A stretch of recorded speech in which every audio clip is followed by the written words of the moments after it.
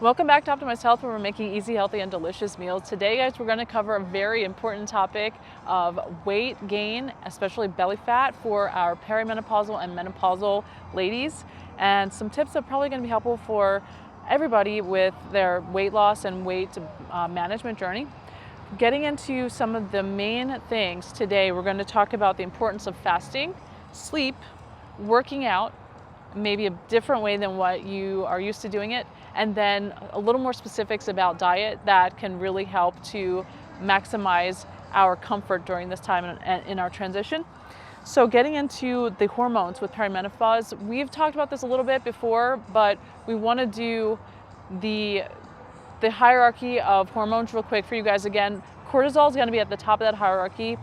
You have oxytocin there as well, and then you're going to have insulin. You're going to have your sex hormones, so the estrogen, progesterone, testosterone, and then maybe some other peptide hormones that come in to do other things. So if you notice, the cortisol, which is our stress hormone, is high there at the top, and that's going to dictate what anything else can be done with these other hormones in our body. So if we're controlling our stress levels and using some of these biohacks I'm going to go over to reduce our cortisol, that's going to significantly reduce the effect that cortisol has on our belly fat. Cortisol has like 10 times more receptors in the belly fat area, and testosterone also has receptors in the belly area. So with women losing their estrogen, progesterone, with increased stress, having issues with sleep, and other reasons why we're chronically stressed, we're going to see a significant increase in belly fat deposition if we don't do some of these. You should talk to your doctor, healthcare provider, or veterinarian to see if any of these recipes, suggestions, or contents of these videos are right for you. Nothing contained in these videos are intended to be taken as medical advice. Use at your own risk. Things that I'm going to go over. So we want to look at oxytocin, which is going to directly combat the cortisol, and you can get that by reducing your stress with activities, with mindfulness, with certain people and pets. Pets can help. Hugging and kissing can help because of the oxytocin that's released there as well. And then another thing would be to use vitamin C to help reduce cortisol. That's just an easy supplement that's going to have so many benefits already that we know about, with immune function, with your collagen production, and optimizing how much you can reduce skin sagging and wrinkling and that sort of thing. So vitamin C.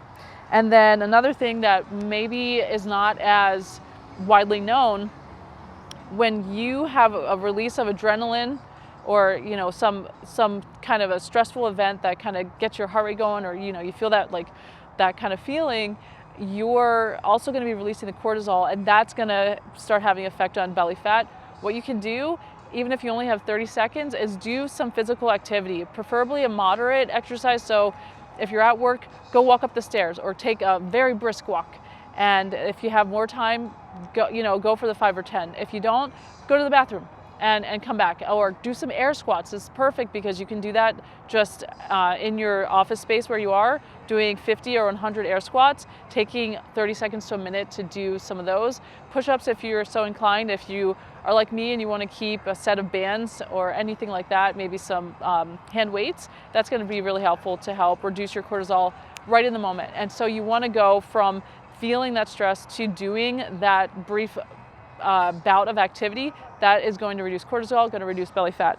Next, we're going to talk about sleep and resetting our circadian rhythm. So fasting and timing when we consume food, as well as the sun and our exposure to sunlight during certain times of the day, is going to help set our circadian rhythm. That's going to help maximize our ability to sleep optimally.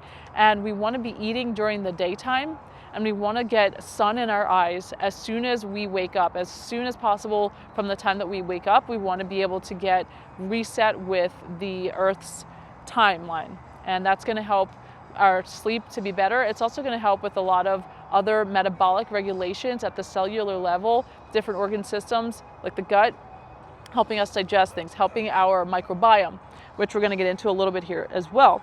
So with the microbiome and metabolism, we want to look at the importance of our supplementation, not just probiotics and fermented foods, obviously, but you also can do really well when you're perimenopausal or menopausal, you're losing the estrogen. It's affecting your gut microbiome. What it's going to need to help replace some of that activity are B vitamins. So if you're not already taking an additional B vitamin supplement, you might want to consider that. B vitamins can be a little bit tricky, so you might need to play with it to see, are you going to take a full dose or a half dose, and is that going to impact your sleep? Because it can impact sleep for some people, but you should know within the first day or two. The next thing that we're going to talk about is with exercise, and how that, we already talked about lowering cortisol, but also incorporating a routine that's not just these little brief bouts of exercise, but doing like a longer routine is going to be helpful for optimizing your muscles to be able to take in glucose. And so as we age and we're losing estrogen, we are getting less insulin sensitive, and we're going to be storing more carbohydrates that we consume as fat if we don't have a place to put the carbs. The carbs can get into the muscles without insulin if we're exercising. So whether we're doing some little bits of HIIT training, it doesn't have to be a workout that causes excess stress, because we just talked about keeping our stress lower, but you can do weight training, which is a stress to the muscles, but it doesn't necessarily cause the systemic cortisol release from like activities like cardio that's more excessive. So hours and hours of cardio tends to cause an increase in cortisol. So recommending now is weight training. The other thing is food as medicine. So organic soy can be extremely helpful in blocking some of the estrogen effects that are negative and some of the hot flashes. This can help to prevent and control some of those symptoms. Apparently there's a Japanese study out there that women in Japan, I think it's almost 50% of them don't really get hot flashes. Maybe more than half of them don't even get them, because they're just incorporating moderate amounts of soy. And then the last thing I want to talk about is avoiding things like alcohol, caffeine, because this can exacerbate the sensor motor neurologic symptoms, like the hot flashes.